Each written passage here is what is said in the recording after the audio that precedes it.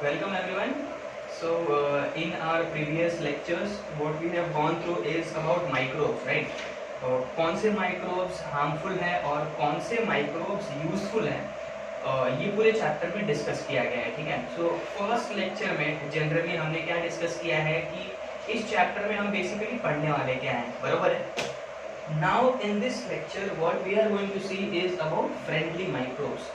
Okay, कौन से micro organisms है जो हमारे लिए यूजफुल है, और अगर यूजफुल है तो कौन से तरीके से यूजफुल है, in what way they are useful for us, right. So इस पूरे वीडियो में जो भी मैं ये ऐसा चार्ट बनाया हूँ, आप भी बना लेना, क्योंकि ये चार्ट अगर आपके पास रहेगा तो बड़ा हेल्पफुल रहेगा। Instead of studying 2 to 3 pages, आप खाली ये चार्ट याद रखोगे तो बहुत ही ज़्यादा हेल्पफुल होगा, ठीक है। So the very first thing is about जो भी फ्रेंडली माइक्रो ऑर्गेनिजम्स है तो वो कहाँ यूज होते हैं, बराबर।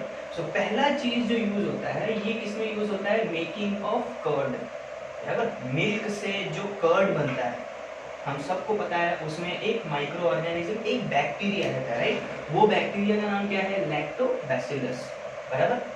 नाउ सेकंड चीज क्या है, ये फ्रेंडली माइक्रो ऑर्गेनिजम्स कैसे हमारे लिए यूजफुल है, is about cleaning of environment, बराबर।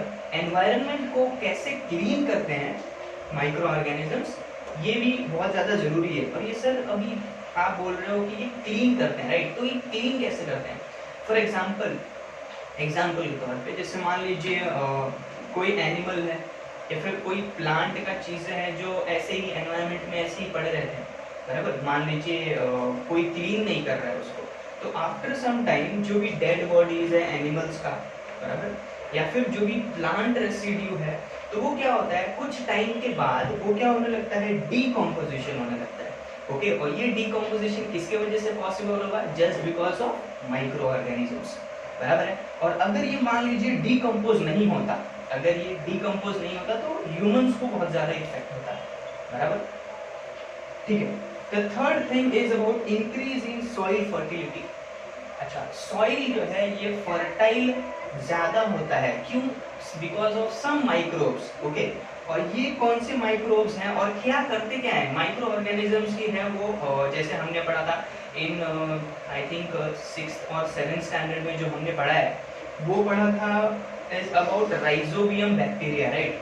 वो राइजोबियम बैक्टीरिया क्या करता है, वो नाइट्रोजन फिक्सेशन का काम करता है। क्या करता है, नाइट्रोजन फिक्सेशन। जो भी सॉइल है, बराबर, वो सॉइल में नाइट्रोजन का कंटेंट बढ़ जाता है, ठीक है। So that is nothing but nitrogen fixation for plants. वो प्लांट्स के लिए नाइट्रोजन फिक्सेशन करते हैं, ठीक है। जैसे प्लांट्स कौन कौन सा था, पीज, वटाना जो रहता है, ठीक है। सो उसके लिए वो राइजोबियम बैक्टीरिया क्या करता है, नाइट्रोजन फिक्स करता है, क्योंकि अगर नाइट्रोजन का कंटेंट ज्यादा होगा तो वो प्लांट प्रॉपरली ग्रो हो पाएगा। ओके, सो दैट उस तरीके से भी हमको क्या कुछ माइक्रो ऑर्गेनिजम्स हेल्प करते हैं। ओके, सो थर्ड थिंग, अभी थर्ड 1 2 3 हो गया, ये लिख लीजिएगा ऐसे 1 2 and this is third. Now let us go on the fourth thing, ठीक है। जैसे मैंने लिखा है यहाँ पर, कुछ micro organisms commercially on a large scale भी यूज होते हैं, ठीक है। सो ये माइक्रो ऑर्गेनिजम्स, ये बेसिकली सबसे ज्यादा यूज होता है, यीस्ट यूज होता है, ठीक है। तो मैंने लिखा भी है इधर, yeast is used for wine, alcohol and vinegar production, ठीक है।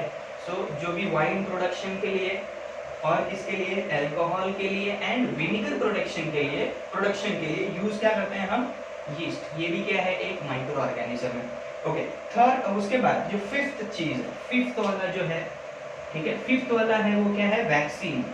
ओके, वैक्सीन पता है, वैक्सीन का बेसिकली काम क्या होता है, इम्यून सिस्टम को एनहांस करना। क्या करना, इम्यून सिस्टम को क्या करता है, वो एनहांस करता है टू फाइट अगेंस्ट पैथोजेंस।